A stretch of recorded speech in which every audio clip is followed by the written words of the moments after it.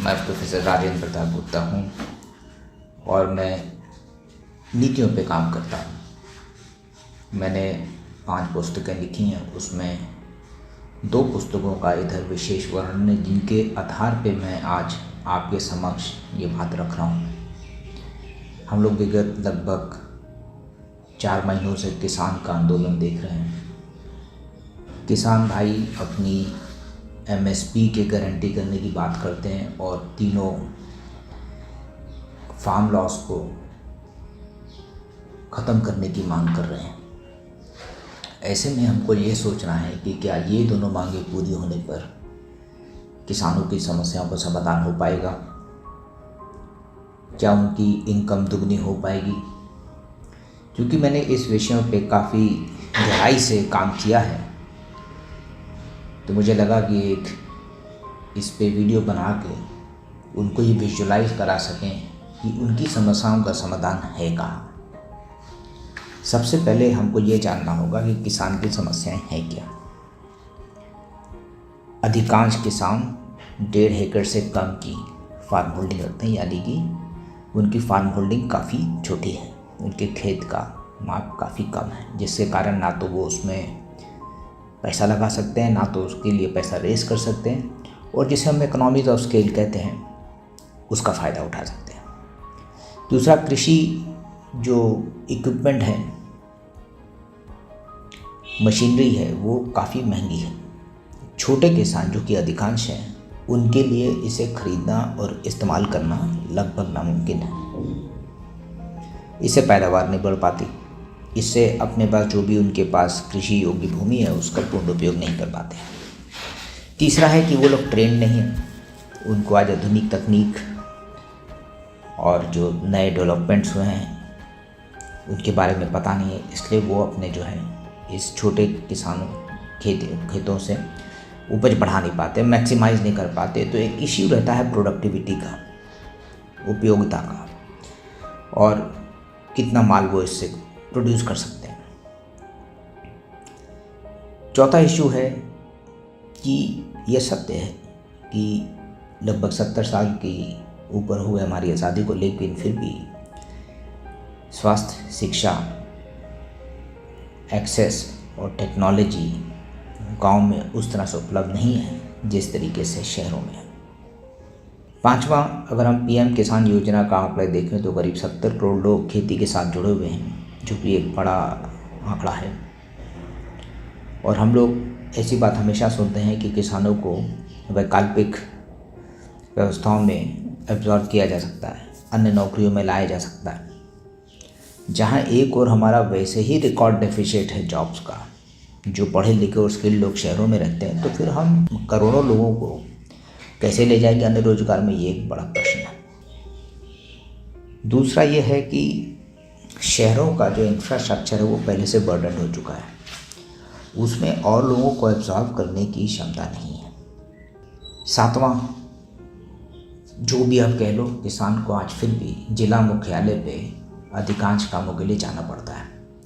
तो समस्याएं अगर हम देखें, उनका क्या फाइनल रिजल्ट हुआ है कि लगभग हर 52 मिनट में एक किसान आत्महत्या करता है और लगभग रोज 2000 किसान खेती छोड़ देते हैं। यह तब है जबकि भारत एक कृषि प्रधान देश है। अगर हम इन समस्याओं को सिर्फ किसान अधिनियम और एमएसपी की चश्मे से देखेंगे तो मुझे लगता नहीं है कि इसका समाधान निकलेगा।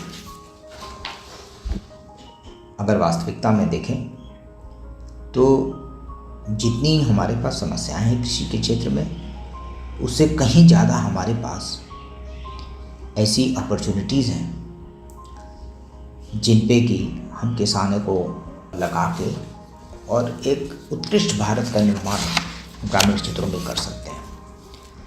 अगर मैं 3 भागों में इन समस्याओं को बांटना चाहें उनके सॉल्यूशन के पॉइंट ऑफ व्यू से, तो सबसे पहला है ऑर्गेनाइज, दूसरा है इंस्टीट्यूशनलाइज, तीसरा है लोकलाइज। इसको हम ग्लोबलाइज भी कह सकते हैं। अगर ये तीनों को मूलभूत मंत्र मान के चलेंगे तो एक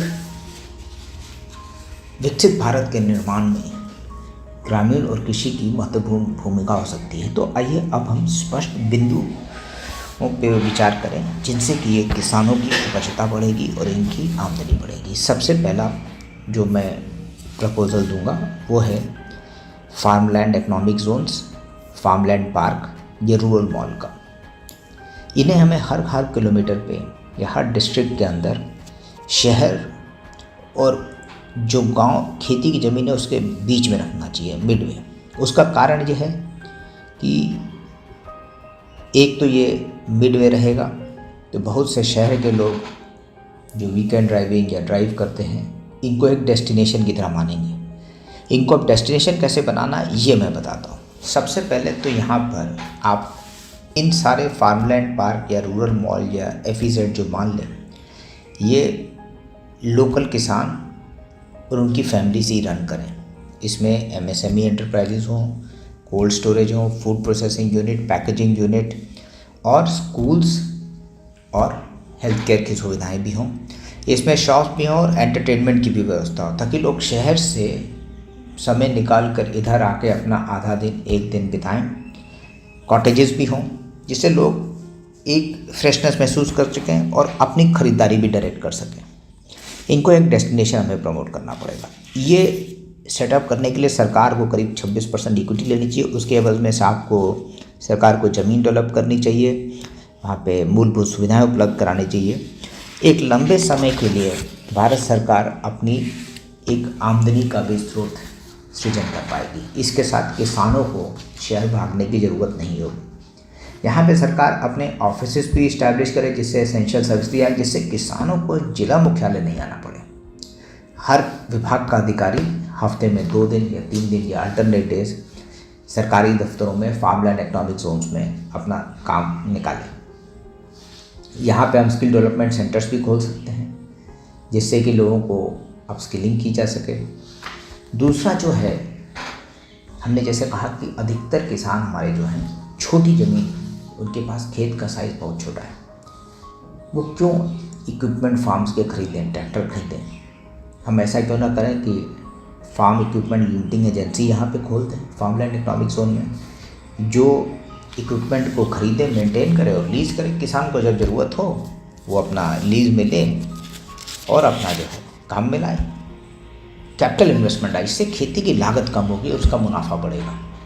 तीसरा है कृषक इंफॉर्मेशन सोल्यूशन असिस्टेंस नेटवर्क, किसान ऐप। इससे बहुत से काम हो सकते हैं। एक तो सरकार इससे जियो टैगिंग करके इरिगेशन, पावर और एरिया अंडर कल्टीवेशन, क्रॉप जो इसमें लगाया गया उसकी पूरी जानकारी मिल सकती है।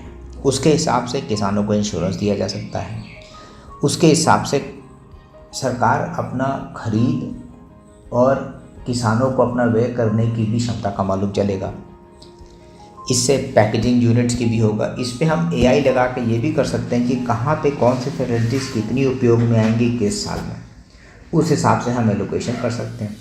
फिनिश प्रोडक्ट्स का अगर हम पहले से अंदाज़ा लग जाए तो उसकी मार्केटिंग की व्यवस्था कर सकते हैं। जो आज के क्रॉप्स है जिनकी विश्व में हमको उपभोक्ता बढ़ानी है, जिससे कि उपयोग, जैसे मिलेट है, ऑर्गेनिक प्रोडक्ट्स हैं, फोर्टिफाइड फूड है, इसके लिए हम एमएसएमई इनोवेशन क्लस्टर्स में इनकी पैकेजिंग करके इनके प्रोसेस्ड या सेमी प्रोसेस्ड फिनिश प्रोडक्ट्स बना के हम भिजवा सकते हैं।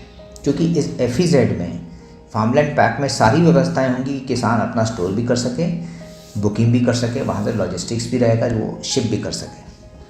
तो जो किसान की आमदनी का एक पोटेंशियल है वो काफ़ी बढ़ जाएगा इस किसान ऐप के तहत। क्योंकि आप कृषि ज़मीन का आपको एग्जैक्ट आइडिया है, जियो टाइपिंग, उसकी सॉइल टाइप मालूम है, होल्डिंग एरिया मालूम है, तो आप हर्बल फार्मिंग और मेडिसिनल प्लांट फार्मिंग के लिए भी किसान को इसमें मदद कर सकते हैं। इससे उसकी इनकम बढ़ेगी और लैंड की यूटिलाइजेशन भी बढ़ेगा। आयुर्वेदा और नेचुरोपैथी के लोग काफ़ी बढ़ रहे हैं, तो फॉरवर्ड लिंकेजेस काफ़ी इसके माध्यम से हो सकते हैं। और होल्डिंग भले स्मॉल हो लेकिन इनकम जो उसकी खेती के साथ होती है, poultry farming, bee farming, pisciculture, ये सारी चीज़ों की व्यवस्था इस ऐप के माध्यम से किसानों को उपभोग कराई जा सकती है। और वो फार्मलैंड इकोनॉमिक जोन में जाके ऑफिस से इन सारी व्यवस्थाओं को अपने लिए जानकारी ले सकता है और इनका उपयोग भी कर सकता है, इनमें शामिल हो सकता है वेरियस प्रोग्राम्स में। एग्री टूरिज़्म एक बहुत बड़ा वो निकल रहा है। आप स्पाइस गार्डन देखें गोवा में, महाबलेश्वर में चल जाए तो स्ट्रॉबेरी गार्डन्स हैं। मुझे लगता है कि अगर हम फार्म कॉटेजेस का कंसेप्ट प्रमोट करेंगे तो लोग चाहेंगे कि मतलब ध्यान करें, मेडिटेशन करें, योगा करें। और ये फार्मलैंड इकोनॉमिक जोन में आप कॉटेजेस भी बनवा सकते हो, जिससे कि वहाँ पे लोग रहें, वीकेंड पे रहें, एक आध दिन शहर से बाहर आके रहना चाहें रहें, और नेचुरल एनवायरनमेंट में नेचुरल फूड के लिए ऑर्गेनिक फूड जहाँ मिले आपको। इससे क्या होगा कि जो लोकल इकॉनमी है वो बढ़ेगी, और क्योंकि ये किसान के परिवार ही चलाएंगे तो उनकी आमदनी, हम दुगने की बात कर रहे हैं, हम 20 गुने की क्यों नहीं बात करते, दुगने पे क्यों रुक जाते हैं। हमें अपनी सोच बदलनी पड़ेगी। इस सोच के साथ हमको उनकी व्यवस्थाओं को बदलना पड़ेगा। फार्मर्स यूनिवर्सिटीज़ जो हैं इन फार्मलैंड इकोनॉमिक जोन्स के साथ काम कर सकती हैं। हम लोग हमेशा कहते हैं कि फार्म टू फॉर्क होना चाहिए, मैं उसको एक स्टेप आगे ले जाता हूँ। ये 2F क्यों, फार्म टू फॉर्क क्यों, 3F क्यों नहीं, फार्मर्स फार्म टू फॉर्क क्यों नहीं। मैं किसान हूँ, आप मेरे को व्यवस्था करो farmers and agriculture retail mart farm की। मैं गांव में किसान हूँ, मैं फार्मलैंड इकोनॉमिक जोन का भागीदार हूँ। अब मैं शहर में ज़मीन लेके, जो मंडियाँ हैं या फिर जो प्राइम एरिया सरकार के पास हैं, वो लीज कर दो आप फार्मलैंड इकोनॉमिक जोन को। वो लोग खेती भी करें, प्रोसेसिंग भी करें, पैकेजिंग करें, और फार्म आउटलेट से शहरों में बेचे भी। तो मेरा उपज, जैसे आलू की आज अगर 8 रुपये किलो है और मैं उसे 40 रुपये किलो बेच रहा हूँ शहर में, तो वो 32 रुपये मेरे पास आ रहा है, फार्मर के पास। बीच में सबको जा रहा है चेन में, लेकिन बीच ऐसा नहीं हो रहा है कि मेरे को उसका 6 मिले और बाकी लोग 40 पे खरीदें। Farmers and agriculture retail mart farmers को ही चलाने के लिए देने चाहिए। प्राइवेट वाले कम्पीट करें, लेकिन इनसे कम्पीट करना तब मुश्किल हो जाएगा जब इनके पास पूरी कनेक्टिविटी होगी। मिलेट्स जैसे क्रॉप जो आज वाइटल है न्यूट्रिशन के लिए, भारत सरकार को अपनी ब्रांडिंग एक्सरसाइज करनी चाहिए पूरे विश्व में। भारतीय मिलेट ब्रांड बना के इन फार्मलैंड इकोनॉमिक जोन्स को एक अपॉर्चुनिटी देनी कि आप अपने यहाँ उपज करो, हम एक्सपोर्ट कराएंगे। ऐसे इनकी इनकम बढ़ेगी। एक और मैं कह रहा हूँ, हम मंडी बंद करने की बात कर रहे हैं, मैं कह रहा हूँ विदेशों में मंडियाँ खोलो। इनकम इंटरनेशनल किसान ऑपरेटेड मार्क्स, इससे क्या होगा, इंडियन फार्मर्स होल्डिंग कॉरपोरेशन अगर इन सारे एसईजेड्स को चलाती है तो विदेशों में हम अपने मंडियाँ खोलते हैं। भारत की एग्रीकल्चर उपज हम विदेशों में बेच सकते हैं, और ये उपज खरीदने के लिए मंडी हमको इंटरनेशनल में खोल लीजिए और किसान एक्सपोर्ट करें। इससे हमारी भारत में फॉरेन जो डॉलर है वो भी आएंगे, और किसान की बिक्री भी बढ़ेगी, और हमारा शेयर भी एग्रीकल्चर में बढ़ेगा। ऑर्गेनिक फार्मर्स को हमको प्रमोट करने के लिए organic farming corporation of India खोलनी चाहिए। ये मैंने 2009 के मैनिफेस्टो में भी बीजेपी में लिखा था, 2014 में भी लिखा था। समय आ गया हम खोले। जीएम क्रॉप्स के बारे में हमको पूर्ण विचार करना चाहिए। जब पूरा विश्व ऑर्गेनिक और नेचुरल प्रोड्यूस की ओर भाग रहा है, जीएम पे हमको रोक लगानी चाहिए। एक हमें ऐप डेवलप चाहिए, कर्मा कृषि आधारित रोजगार मोबाइल ऐप। इससे फार्म लेबर की समस्या हमारी कम होगी, और जो फार्मर्स के साथ काम करना चाहते हैं, जो कृषि आधारित रोजगार है, इस ऐप के थ्रू कनेक्ट हो सकते हैं। अब आज देखिए, भारत का एक बड़ा तबका युवा वर्ग है। ऐसे में वो लोग मोटरसाइकिल लेके, गाड़ी लेके लॉन्ग ड्राइव्स पे जाएंगे। अगर जाएंगे तो क्यों ना हम जो फार्मलैंड इकोनॉमिक जोन है उनको एक डेस्टिनेशन की तरह बनाएं, और बीच में उसके हम रास्ता खोलें। अब रास्ता क्या है, Riders assistant services and transit area. लगभग हर 25 किलोमीटर से 50 किलोमीटर के बीच आप रास्ता ये खोल सकते हो, जहाँ राइडर्स क्लब हो, ड्राइविंग एरिया, लोग बैठें, विश्राम करें, चाय नाश्ता करें, वहाँ की लोकल चीज़ों को खरीदें। इससे क्या होगा, एक इकोनॉमी को बढ़ावा मिलेगा और लोगों को सर्विसेज भी मिलेंगी, और लोगों को हम इंकरेज करेंगे कि राइडिंग और ड्राइविंग क्लब्स खोलें। इससे लोग जाएँ, एक कनेक्शन बने भारत में और इंडिया में, जो कि हम रूरल और अर्बन इंडिया कहते हैं। और फूड फेस्ट, समय आ गया है जब भारत फूड फेस्ट शुरू करे, पूरे भारत में ऑन रोटेशन चले, हम विश्व की क्यूजीन को अपॉर्चुनिटी दें। भारत में खुद विश्व की बहुत ज़्यादा क्यूजीन्स है, हर स्टेट की अपनी स्पेशलिटीज़ है, तो हम क्यों ना फूड फेस्ट को ऑर्गेनाइज करें हर स्टेट में, और ये फार्मलैंड इकोनॉमिक जोन इसमें बढ़ चढ़ के हिस्सा लें, अपनी स्पेशलिटी लोगों को दिखाएं, खिलाएं। इससे लोगों में समझने का भी मौका मिलेगा हमारी संस्कृति को, और अगर स्वाद बना बिक्री भी बढ़ेगी।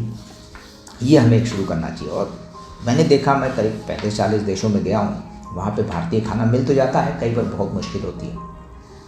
अगर विश्व की करीब लगभग 7.5-8 बिलियन जनसंख्या है, और उसमें से 1.3 बिलियन हमारे हैं भारतीय। तो हर एयरपोर्ट में भारतीय भोजन की व्यवस्था तो होनी चाहिए। ऐसे में मेरा एक प्रपोजल है फूडी का, farmland operated outlets of domestic and international eateries. Foodie outlets आप हर कंट्री के कैपिटल, आप छोटे शहरों और एयरपोर्ट्स पे खोलो। ये ministry of external affairs, ministry of agriculture और फूड प्रोसेसिंग को और मिनिस्ट्री ऑफ टूरिज्म को सहभागीदारी में बात करके फार्मलैंड इकोनॉमिक जोन के लोगों को इसमें लगाना चाहिए। जब लोग हमारा खाना खाएंगे, उसकी विशेषता जानेंगे, तो एक सॉफ्ट पावर बनेगी और किसानों की इनकम तो खैर खोलने की ज़रूरत नहीं, काफ़ी बढ़ेगी। इसलिए अगर हम जब कृषि को बोलते हैं कि कृषि की समस्याओं का समाधान करना है, तो इसका सबसे बड़ी उपलब्धि होगी जिस समय हम युवाओं को कृषि की ओर मोड़ लेंगे। जब युवा कहेगा नहीं मुझे ये नौकरी नहीं करनी है, मुझे फार्मिंग करनी है, उस दिन आप कहेंगे कि मैंने किसानों का ऋण चुका दिया। जिस दिन एक युवा पढ़ा लिखा, जीन्स पहना, टी शर्ट पहना, म्यूज़िक सुन रहा है, ट्रैक्टर चला रहा है और खेती कर रहा है, उसका परिवार फार्म गेस्ट हाउस चला रहा है टूरिस्ट के लिए, उसकी वाइफ और उसकी डॉटर एक एंटरप्राइज चलाती है हैंडीक्राफ्ट और लोकल ऑर्गेनिक प्रोडक्ट्स का, जो कि अंतर्राष्ट्रीय स्तर का होता है और बाहर भी बिकता है, उस दिन एग्रीकल्चर का सही में कल्याण होगा। मेरा ये विजन है कि अगर हम होलिस्टिकली एग्रीकल्चर को देखें तो ये एक बड़ा अट्रैक्टिव प्रोफेशन और प्रपोजिशन बन सकता है युवाओं के लिए। जिस दिन युवा एग्रीकल्चर की तरफ मुड़े, तब ग्रामीण विकास और भारत की प्रगति सुनिश्चित है। 3 चीज़ों से मैं इसकी सक्सेस का आंकलन करूँगा। पहला, रिवर्स माइग्रेशन करना, जो लोग आज गांव से शहर के आते हैं वो शहर से गांव की ओर जाएं। दूसरा, युवा जब फार्मिंग की ओर जाएं। और तीसरा, जब ग्रामीण भारत, कंट्री साइड पहली चॉइस बने भारत के लोगों का सेटल डाउन करने के लिए। धन्यवाद। और मुझे उम्मीद है कि अगर हम इसे इम्प्लीमेंट करेंगे तो भारत अपनी किसानों की समस्याओं को समाधान करेगा।